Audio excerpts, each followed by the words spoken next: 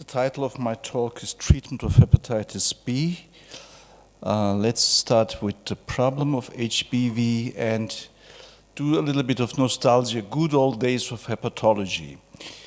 We used to always say in manuscripts and talks that, and when I say hepatitis, it's not hepatitis B here, but also hepatitis C. In general hepatitis, viral hepatitis.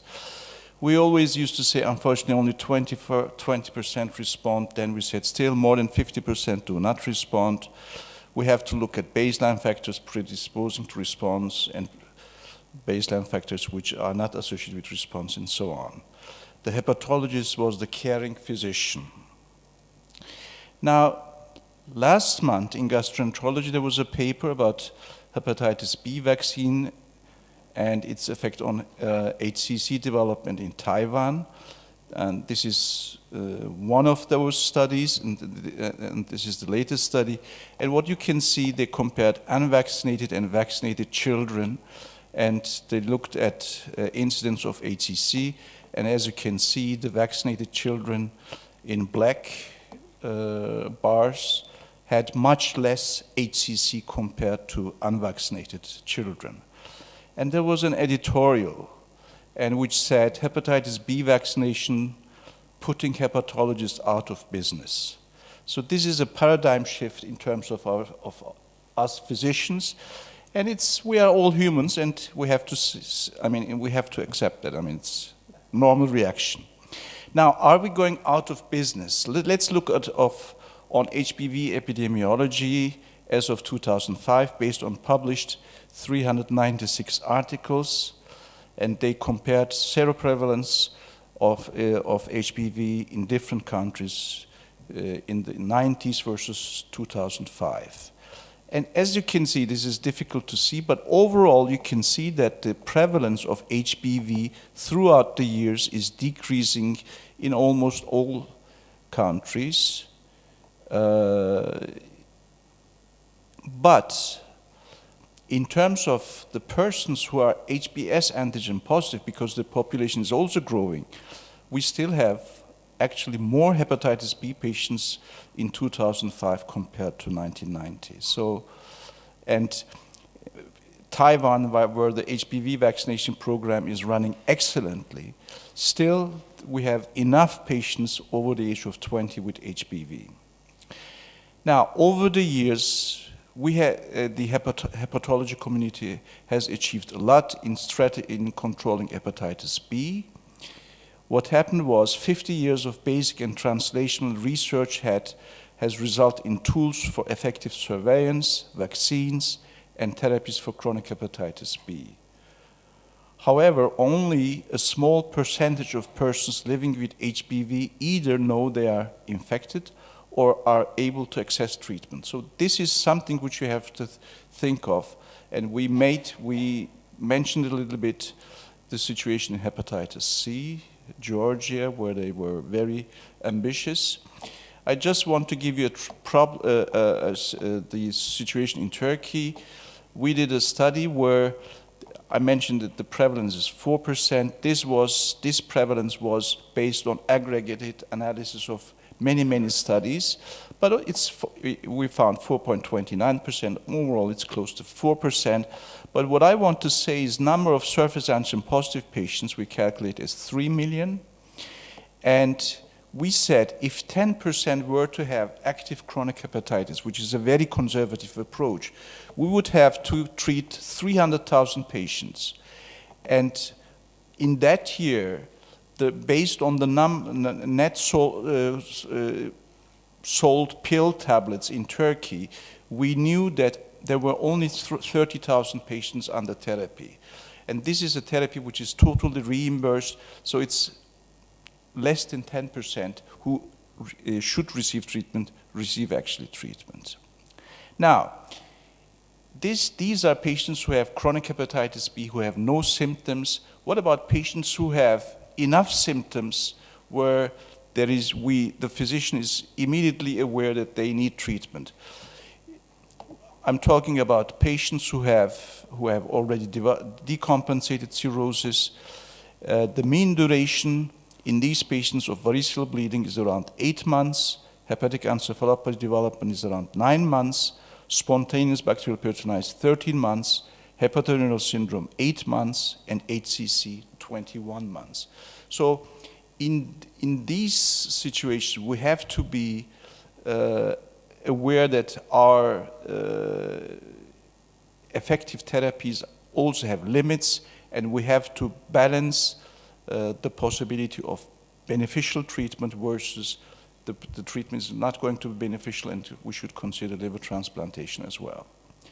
At the end, in end-stage liver disease, historically we know that if you don't treat these patients, 15% will survive after 5 years.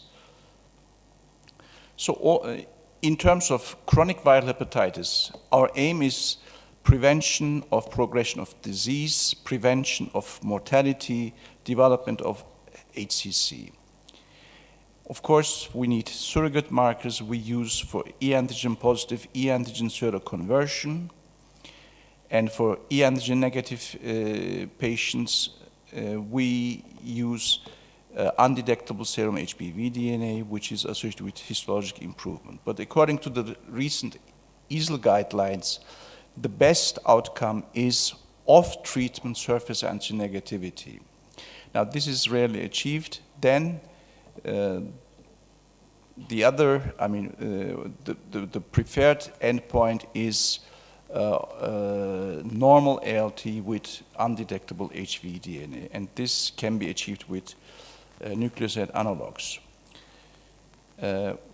But in terms of assessment of treatment response, pegylated interferon treatment, 12 months off treatment, HBV DNA less than 2,000 international units per ml, suggestive of conversion to the inactive carrier state, is an acceptable treatment response. And in nucleoside analog therapy, we should consider undetectable HBV DNA by a sensitive PCR assay.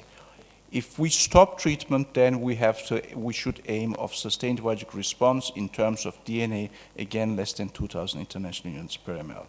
We all know what we have in hand: entecavir, tenofovir, and pegylated interferon. And we know that these favorably, especially nucleoside analog, favorably improve the natural history of the disease. Benefits of long-term nucleoside analog therapy leads to fibrosis regression over 5 years, and more importantly, cirrhosis regression was seen after 5 years of tenofovir treatment in 70% of cirrhotic patients, compensated cirrhotic patients, which is a very good achievement. And furthermore, nucleoside analog therapy in patients with decompensated cirrhosis, you can see the Child-Pugh score at entry into the study led to a decrease in Child-Pugh score in 30 to 96% of patients. Survival was around 70 to 95%, and liver transplantation need was drastically reduced, while breakthrough is not an issue with entecavir or tenofovir. Even with lamivudine, it was associated in decompensated cirrhosis with a decrease in liver transplantation needs.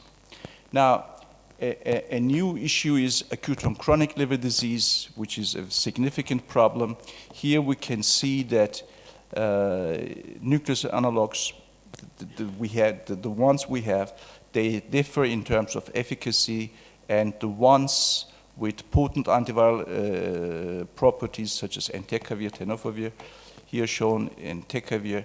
Entecavir is associated with better results compared to lamivudine in patients with acute on chronic liver failure in terms of liver-related mortality. But still, we have to know our limits, and we have to think of this paper by Fontana, which is a classical paper, which reminds us that not every patient you cannot rescue every patient, and the timing of liver transplantation is important. So what is important is they put together an index consisting of bilirubin, creatine, and HBV DNA levels, and the higher the index, the more likely the patient is going to die, vice versa. And we have to consider this index also, especially in patients with acute and chronic liver disease and decompensated cirrhosis. One additional thing about nucleoside analog therapy, successful treatment leads to regression also of varices. It leads also to regression of Child-Pugh score, MELD score. What about HCC incidence? You can see that compared to chronic hepatitis B patients, cirrhotic patients over the years under nucleoside analog therapy are more likely to develop HCC, and you can differentiate that also by platelet counts. Patients who have low platelets are more likely to develop HCC, and this I cannot read, but it's decompensated cirrhosis are more likely to develop HCC compared to compensated cirrhosis. But in terms of HCC development in cirrhotic patients, there is one recent data which is going to be presented at ASLD, and this is a study from 6 or 7 centers, mostly in Southern Europe, and what you can see here is in chronic hepatitis B under nucleoside analog therapy, in the first 5 years, the slope, the incidence of HCC is not different than the incidence of HCC after 5 years of nucleoside analog therapy. This is for chronic hepatitis B, active chronic hepatitis. But in cirrhotics, the incidence of HCC is much higher in the first 5 years compared to after 5 years. And the incidence of HCC after 5 years of nucleoside analog therapy is actually close to the incidence of HCC development in chronic hepatitis.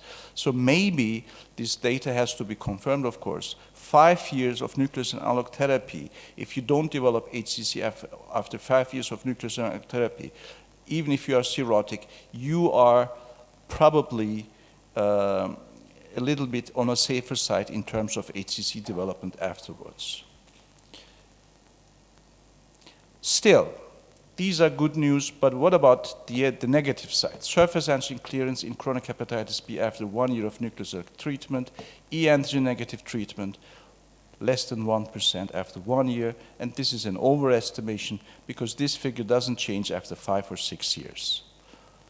Life without interferon is nice, but you need maybe 40 years of treatment until you get rid of surface antigen. And the reason for that is clear because nucleoside analog do not work on surface antigen production.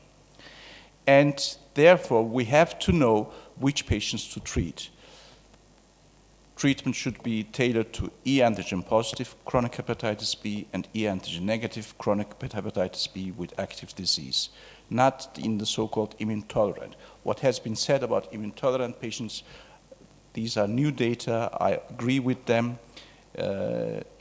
These are data of the last 2-3 years. There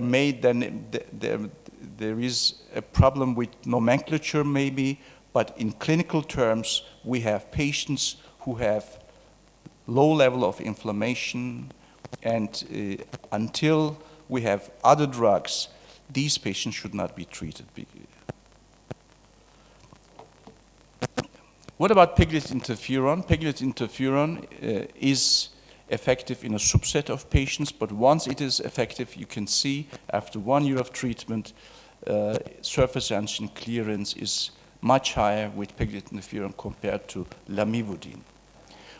And if you follow these patients long-term, patients who in E antigen negative chronic hepatitis B, patients who had normal ALT and DNA, low DNA, not negative, but quite low DNA.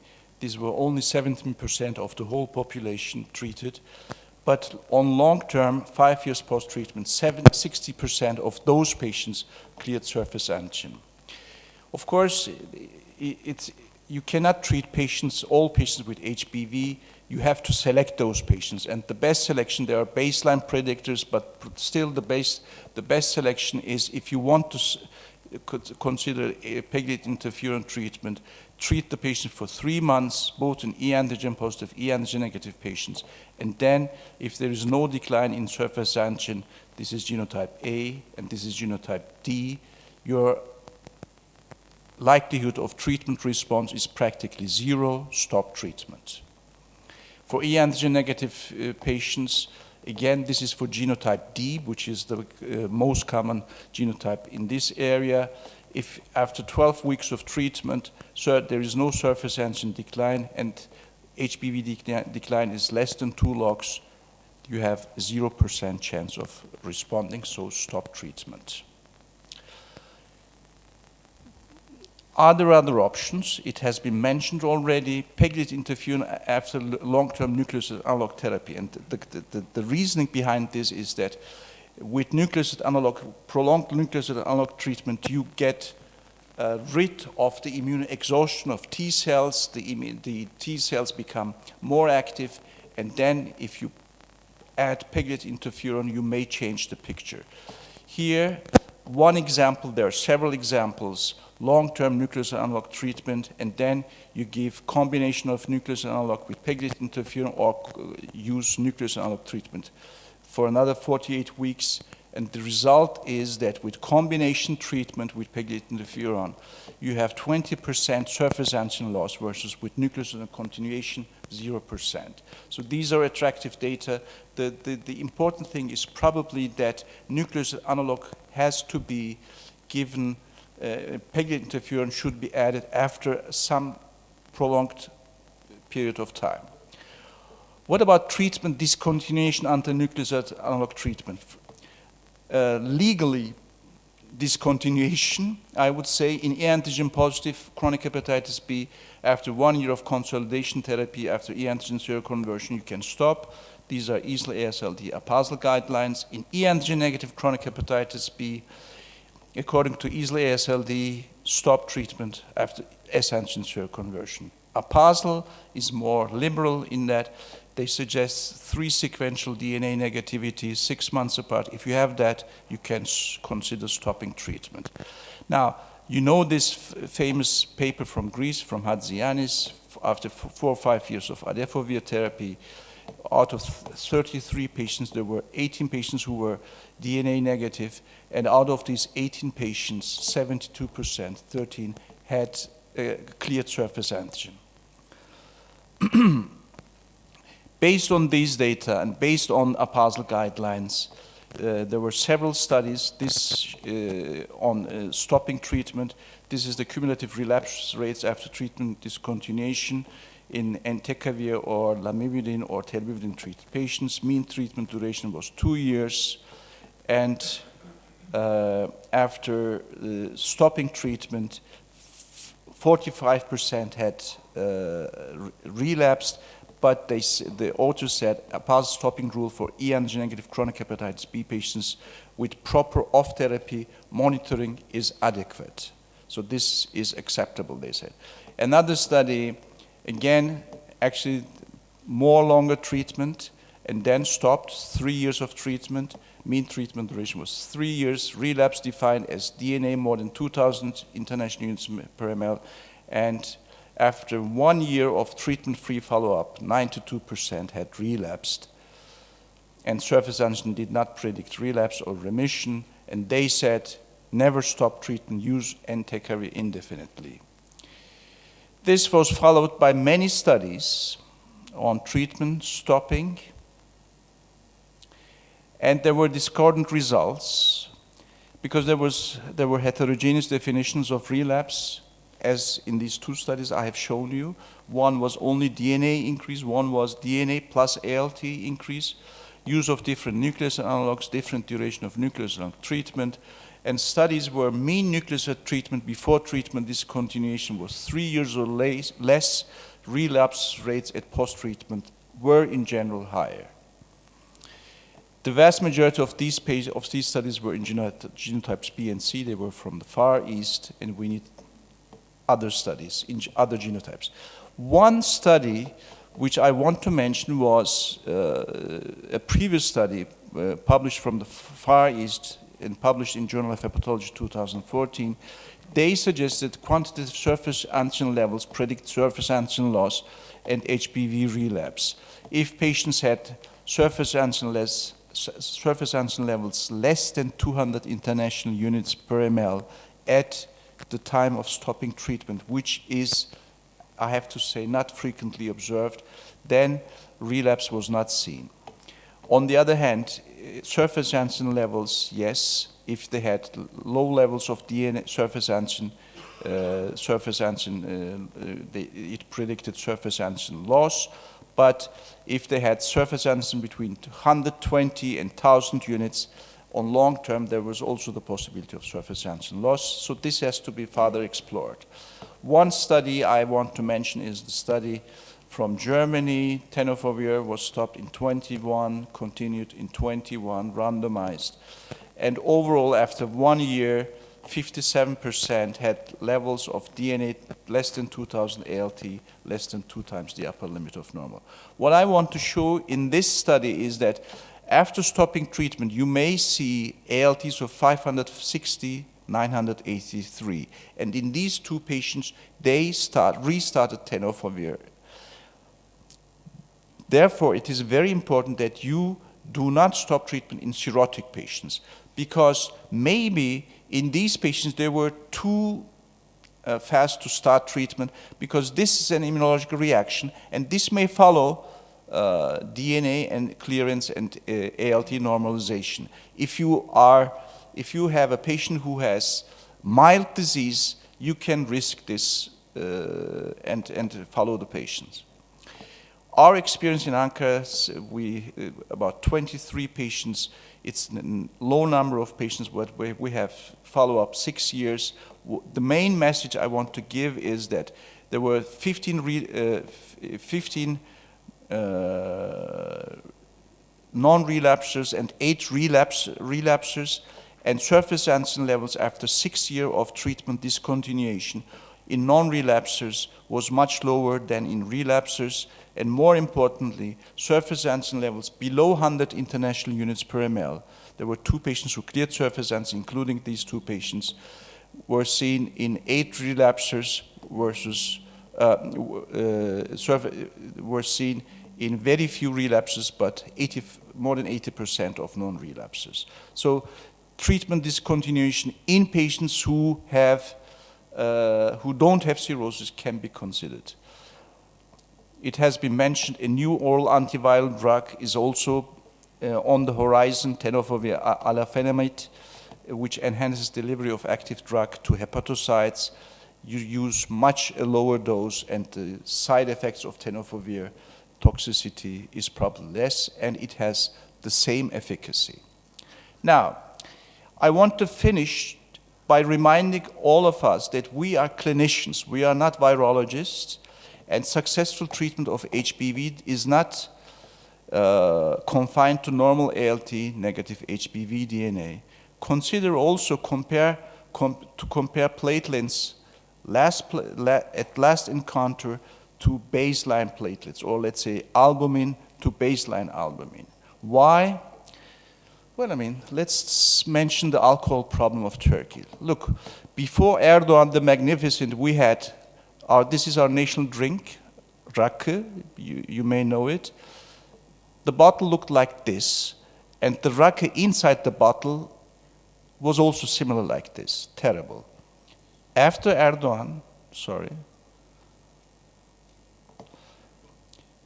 thought the state should not be involved in producing alcoholic beverage, so it was privatized, and the new bottle looked like this, and what was in was also very good. So what I want to say is patients with chronic hepatitis B, especially if they look good in terms of ALT and so on, can gain weight, they can have NASH, they can drink alcohol, and they can get worse. Not only HCC, but they can develop decompensation, they can develop variceal hemorrhage. So you have to be careful also in that regard. I don't know what is happening.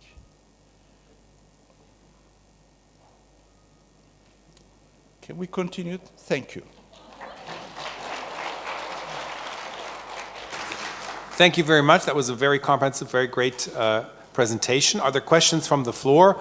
Otherwise, let me start with the first question. You showed very interesting data, which you're going to show at AASLD on the decreased risk of HCC development after prolonged period of tenofovir exposure of 5 years. And my question is twofold. The first is, if that is true, wouldn't it then make sense to sort of reconsider earlier treatment of tenofovir or HPV therapy with nucleosides earlier to maybe then minimize the long-term risk of HCC cancer?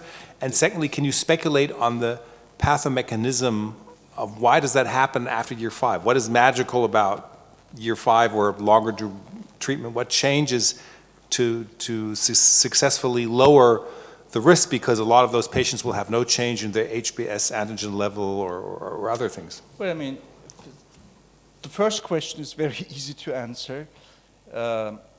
In all these studies, if you treat patients with chronic hepatitis B at the stage of chronic hepatitis where they have no cirrhosis, the risk of HCC development is very low. Yes, therefore, the earlier you treat, the better.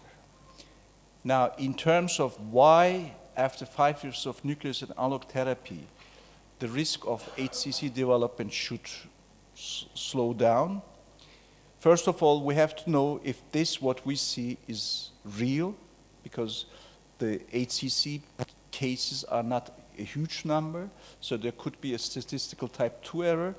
But second, what we do with nucleoside analog therapy, we decrease inflammation, which may help in the pathogenetic way. But the question is, in terms of molecular pathways, for example, not the oncogenic, but PD, not checkpoints. But what I want to say is, in terms of molecular pathways, we have no clue that tenofovir or any nucleoside analog is doing anything on these molecular pathways. Now, it may be that inflammation affects the balance of these molecular pathways, and by stopping inflammation for a long period, we may have an effect indirectly. Any other questions? If not, thank you very much. We'll move on.